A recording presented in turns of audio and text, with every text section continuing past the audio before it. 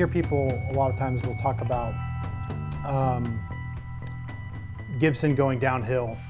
Have you experienced that? Because I played. Oh, yeah. Really? I don't think I've played enough to see it. I owned 2 Les Paul Studios, and they were the worst guitars I've ever owned in my life. Really? And yeah, they won't hold tune. The nut was cut poorly. The necks were warped. They just never stayed in tune. Pickups were physically loose on the P91 I had, and there was no way to tighten that up. So actually, that particular guitar played okay. It wasn't too bad, but basically the one it was a 70s tribute Les Paul that I had. It was gold top. It looked awesome, and I was like, yeah, I'll take it. You know, probably only needs a little setup. Right. I had it set up, and I would tune it, play a D chord, and I could tell a couple of the notes were out. Every time, you know, you just strum a chord and you go, oh, my tuning's bad. So you'd adjust the tuning and you think, hang on, it's in tune. So then you play another chord and you're like, this isn't right, which is inherent of either bad intonation, I think, or the nut not being cut properly. Yeah.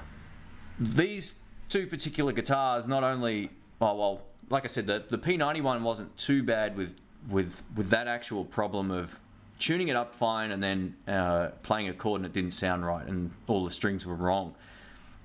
That particular other one just went out of tune a lot. Then there's so many people, there's forums full of this stuff where it's basically not all of the studio guitars, but a lot of the studio guitars, there was like no quality control. I had another Gibson. I had a 2008 ES335. Cost me more money at the time than I've ever spent on a guitar in my life. And basically, it was a dog. It sounded like the pickups were covered with a wet towel. So I had no top end or chirp. It was all thick, muddy overtones. I had a neck that was literally warped and the nut that was cut wrong. It always choked out. I had it back at the shop. At the place where I bought it from was a Gibson dealer. They go, no, it's all right. So I ended up taking it to another guy. And he goes, man, I can't believe they let this off the shelf. Like, wow. I took it to a real tech who looked at it and goes, man, you need a new nut. The neck's out, like all of this stuff. He goes, whoever set this up didn't know what they were doing. Wow. And this was before I kind of knew how to tinker with stuff. So I literally had 2 out of the 3 Gibsons. Actually, I've had 4 Gibsons. I had a Flying V. That was awesome. I had no problems with that. But in terms of my ES335 was the worst sounding guitar I've ever had in my life. This was at a stage where I must have had 15 amps trying to find a sound that made that guitar sound good. The shop that I took this 2008 ES335 into, or 2009, around 2008, I had a chance to play the Tokai guitar. I didn't know anything about them. It was a Japanese one, and I had them both side by side. And a good friend of mine, Alex, was with me, as well as one of the guys in the shop who's renowned as being a gun guitar player. He said, here, try this, Lefty. And it was night and day. It was like, wow. Like if you could hear the difference between, I mean, tone's subjective, but in my thoughts, a 335 should have a nice chirpy top end, not be too muddy on the lower notes, and retain some clarity, all that kind of stuff. Most guitars should sound like that to my ear. And it was at that moment where I bought a piece of junk. Wow. I spent nearly $4,000 on a piece of junk. Man. And I got the Tokai for $1,500. It was technically used, but never used. This guy, a left-handed collector, bought all his guitars. He died. His family sold them to this shop, and I ended up with 2 of his guitars. That said, I've had a custom shop Les Paul. It was flawless in terms of playability, tone, stayed in tune. I cannot say the same about any of the studio models that I've personally owned. I know guys that have studio model Les Pauls and they've been okay, but my personal experience is I've had nothing but problems with them over the years. But I've never owned an actual US standard Les Paul. I've always had the only one I had was the custom shop, and then 2 of the studio models. It's interesting. What about yourself? Well, no, like I said, I had a Les Paul, but it wasn't a Gibson. I still have it. It's an Aria Pro 2. which is back cool. in it's the 70s. So I guess it would be in like the, what they call the lawsuit era.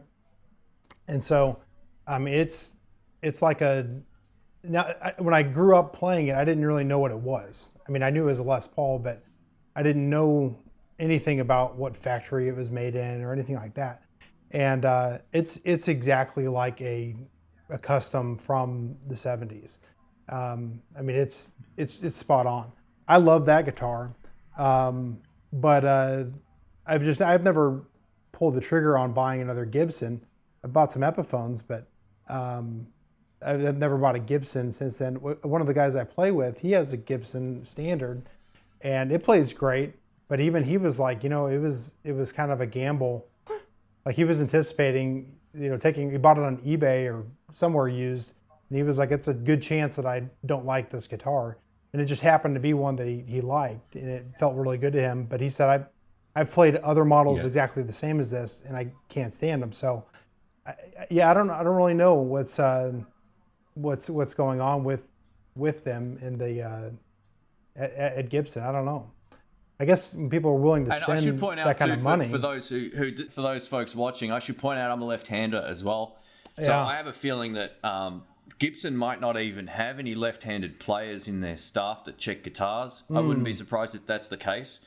So for me to get a guitar that looks okay when they eyeball it to actually being able to play it and use it, that might be working against me to some extent as well. So yeah, I can see that. I'm not going to say they're all bad, but all I know is the Epiphone guitars I've had. Like when I sold my when I bought that ES335, the Gibson one, I actually had a really awesome Epiphone Dot 335, and that sounded so much better. Really? So yeah, I've got one of those, and I love it. Never had any problems with tuning. I was in Birmingham, Alabama. I forget the name of the shop, but there's a nice shop there that had a bunch of vintage stuff and a lot of high-end stuff. And like they had matchless amps, which have you ever played a matchless amp? I'm not a matchless, I'm sorry, a Bad Cat. Yeah, they're good. Oh gosh, it's like, anyway. So I was playing some of those, and I just bought a Epiphone 335 Dot, and then they had the same red everything in their shop, and I played it, and I don't know. To me, it wasn't worth 10 times as much money for sure. for what I paid for I paid $200 on Craigslist for mine. So, and it plays great. Whatever Gibson did to their pickups in the 2000s, like between say 2000 probably 7 and 10, some of the worst sounding humbuckers I've ever heard in my life. I've never played an ES335 that sounded as dark or as muddy as the one I owned. Surprisingly, another friend of mine bought exactly the same guitar the same year, exactly the same problems, except his played physically way worse than mine. Another mate I know just bought a 2009. It sounds exactly the same. And he was raving about it. He goes, I finally got a 335. And I said, look, I had a 2008. And I sold it because of these reasons. It sounded like someone put wet towels over the pickups. It sounded dark and muddy and lifeless on the top end, all of this sort of stuff. And I heard him play, and he had exactly the same problem. But I didn't say to him. I just said, he sounds great. Right. Like I didn't want to dishearten him, but his 335 sounded exactly like why I sold mine. And he had a really great amplifier. He's got great chops. It was dark. It was a dark, muddy mess. I absolutely believe the Tokai equivalent is 10 times better tone-wise. And I've never had problems with the way that it plays or anything like that. It always plays great. The Epiphone Dots, the Dot I had prior to getting my Gibson had a big neck. It had everything. It ticked all the boxes, and I sold it. I shouldn't have done that. It was a really great sound. I listened to my tone back in the early days of me playing with that guitar and a Yorkville Trainer amp at the time and a Tube Screamer.